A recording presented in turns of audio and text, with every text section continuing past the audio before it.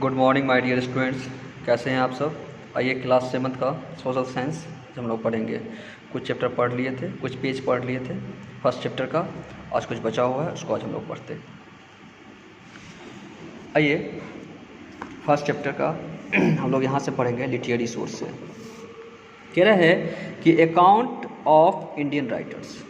ठीक है, literary source का मतलब क्या? साहित्यिक स्रोत। ठीक है, अकाउंट ऑफ इंडियन राइटर्स का मतलब क्या? भारतीय लेखकों के लेख हैं। In the medieval period we had all kinds of writing by contemporary writers like Baburnama, Jahangirnama, fascinated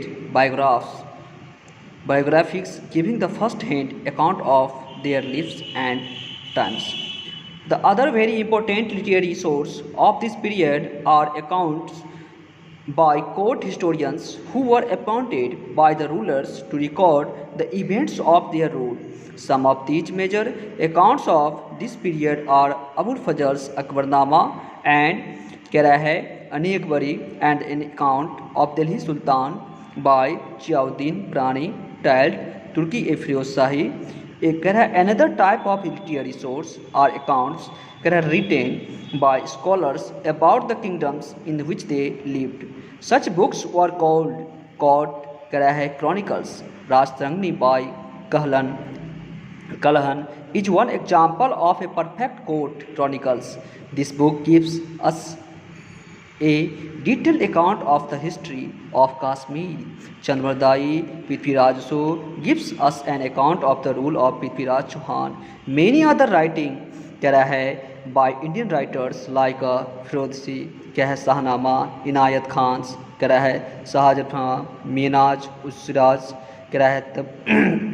Tabqat Firoz Shahi are important example of literary account of this period. आइए आप हम लोग थोड़ा समझते हैं इसको। कह रहा है कि लिटरेरी सोर्स साहित्यिक स्रोत, अकाउंट ऑफ इंडियन राइटर्स का मतलब भारतीय लेखकों के लेखे। इसमें बता रहा है कि मिडाइवल पीरियड के बारे में कि मध्यकाल में हमारे पास कह रहा है समकालीन लेखकों के द्वारा बाबर के बाबरनामा, जहांगीर के जहांगीरनामों की आकर्षक जीवनियाँ और उनके जीवन और समय के पहले का लेखा जोखा देने वाले सभी प्रकार के लेखन थे। इस अवधि के अन्य बहुत महत्वपूर्ण साहित्यिक स्रोत, ठीक है, शासक द्वारा अपने शासन की घटनाओं को दर्ज करने के लिए है।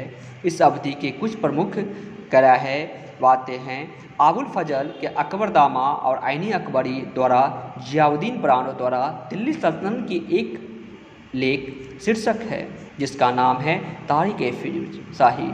एक अन्य प्रकार के साहित्यिक स्रोत विद्वानों, ठीक है, द्वारा लिखे गए लेख हैं जिनमें वे रहते हैं।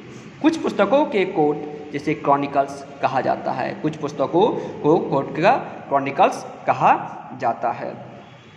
कह रहा है कि राजतरंगिणी कलहन कहा जाता था। कलहन द्वारा राजतरंगिणी की एक अवधि अदालत इतिहास का एक उदाहरण है।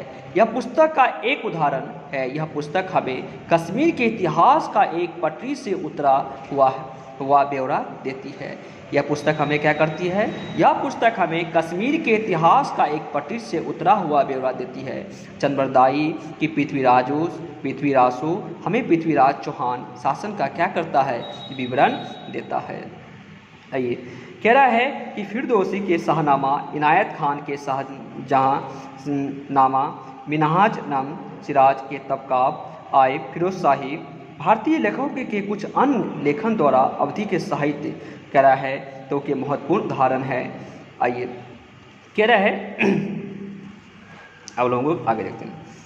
Besides account of writers, other literary sources of include the religious literature like the Ramayana and Mahabharata, कह रहा है written in original language. Besides account of writers जो लेखक थे other literary source के include the religious जो धर्म से related literature like the Ramayana का, महाभारता का, written in the regional language, local language वहाँ की जो language था regional उसमें क्या किया उसको लिखा है। secular literature written in various Indian regional language, ठीक है। कह रहा है कि the source tell us about the life and the values of the people who lived at that time. The arrival record containing the government accounts, government documents, royal orders, treaties, court records, etc. also an important source of information. They also include the farmer sent by rulers. कह रहा है लेखकों को लेख के अलग साहित्य स्रोतों में रामायण और महाभारत जैसे धार्मिक साहित्य भी शामिल है जो क्षेत्रीय भाषा में लिखे गए हैं। जो किस भाषा में लिखे गए हैं? वहाँ के जो रीजनल लैंग्वेज है, क्षेत्रीय भाषाएं, इसमें लिखे गए हैं। विभिन्न भारतीय क्षेत्रीय भाषाओं में लिखे गए धर्मनिरपेक्ष साहित्य है। ये स्रोत हमें उस समय के लोगों के जीवन और मूल्यों के बारे में क्या करता है? बताते हैं। अभिलेख जिसमें सरकारी दस्तावेज, शाही आदेश, संध्या, न्यायालय, रिकॉर्ड आदि शामिल है, सूचना का एक क्या है? महत्वपूर्ण स्रोत है। इनमें शासक द्वारा भेजे गए कह रहा है आत्मान भी क्या है? शामिल है। ठीक है, अब आइए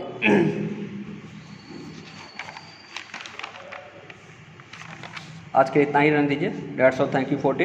नेक्स्ट डे हम लोग पढ़ेंगे फिर। ठीक है, उसके बाद 2 दिन और चलेगा, उसके बाद क्वेश्चन आंसर। ठीक है, उसके बाद क्वेश्चन आंसर करवाएंगे। चलिए, that's all thank you for day.